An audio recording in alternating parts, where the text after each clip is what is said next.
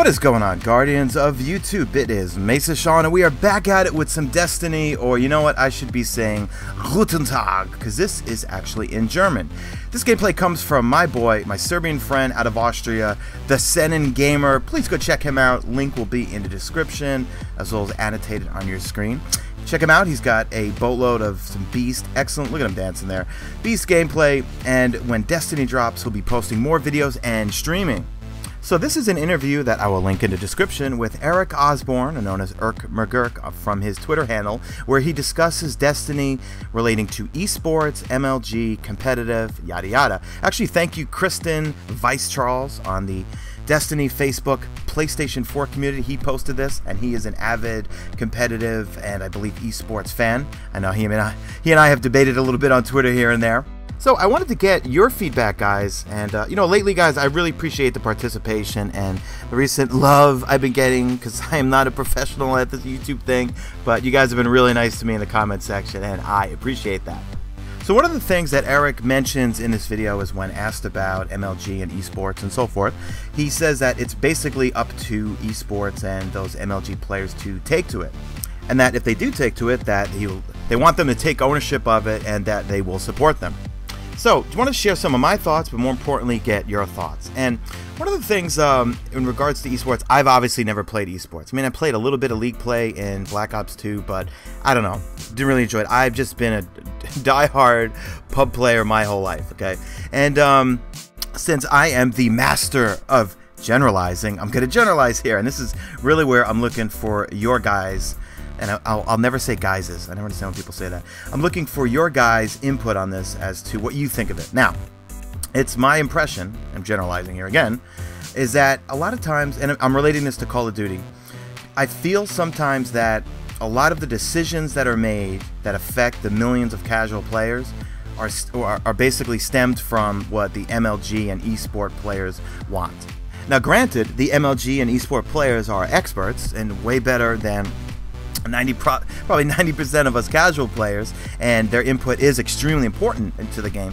But sometimes I got the impression over the past years with regards to Activision and specifically Call of Duty is that decisions with regarding gun nerfs or just overall points or anything, it gets decided on based on what the esports community wants. And I kind of think it should be the reverse. I really think that the decisions based on anything regarding nerfs, buffs, whatever changes really should be based on the community, not a small minority of the players, because I mean, let's face it, there's way more of us casual players, and probably some casual players that put in even more time than say some of the esports and professional players. And again, I'm generalizing it. I'm just trying to say that I really think sometimes that decisions are made and us casual players have to live with those things, and then if they're wrong, they get changed back, and it's like, well, what was the point in the first place? And maybe I feel this way because I felt kind of burnt this past year with Infinity Ward. You know, God, numerous times, and I'll bring up Fisticuffs again, he's my boy. You know, there's been a million times where things were pointed out to Infinity Ward by tons of us casual players out there. Changes were never made, but then a few people from MLG want something changed, it gets changed the next week. And I just don't think that's the right philosophy. Now with that, I am not anti-competitive, not anti-esports. I'm just trying to be somewhat of the voice for a bunch of the casuals, or millions of casuals like me out there. One example I'll bring up is, say, Guerrilla Games. You know, I am the biggest Killzone fanboy, baby!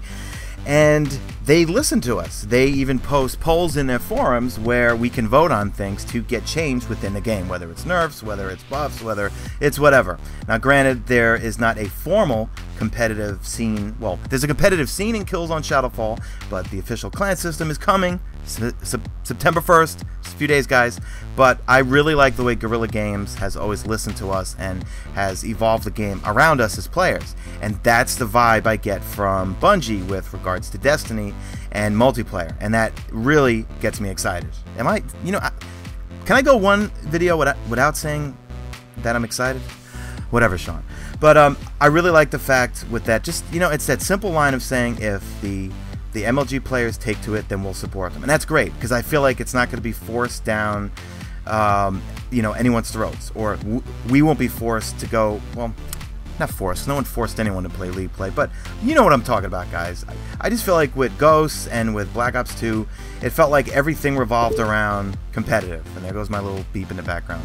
I feel like, you know, Activision will give $1 million to a bunch of guys that already make a ton of money off their YouTube channels and off their winnings from all their competitive games. Why not take that $1 million for a competition and give us to us folks who don't make all that money from YouTube and going out and flying all over the world to play competitive games? I don't know. I'm curious as to, you know, thinking from a business perspective.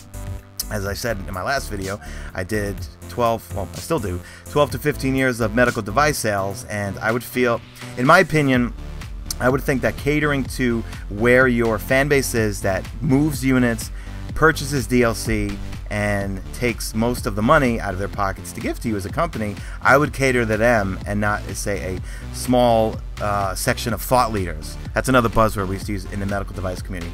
Thought leaders. Once we got the thought leaders on board, they would all then buy our medical device products for $35,000 a clip, and we'd get them to buy 5 or 6 of them. But no. I mean, it does make sense. You cater to, you know, the MLG pros who all of us watch their YouTube channels and want to be the next Nate Shot or Scumper Jumper, and that's great. But I just, I want to hear from you guys. I want to hear your thoughts. Do you guys plan on playing competitive? Do you want a competitive playlist? It looks like they're just going to evolve it around if they take to it or not. And I think that's a great way of going about it. But so let me know in the comments section, guys, what your thoughts are on esports, MLG, and how it relates to Destiny. Have you been an esports fan? Have you been an actual, you know, esports player? Have you played in other, you know, other titles and have competed in scrims and everything like that? So anyway, that's it, guys. Hopefully I didn't babble too much this one. Drop me a like on this video if you see fit, and I'll see you guys in the next video. What do we got? 10 or 10? Wait, hold on. I'm looking at my calendar here. 11 more days left, guys. No, actually, by the time this video goes up, 10 more days, guys, and we got it. See you guys next time. Bye.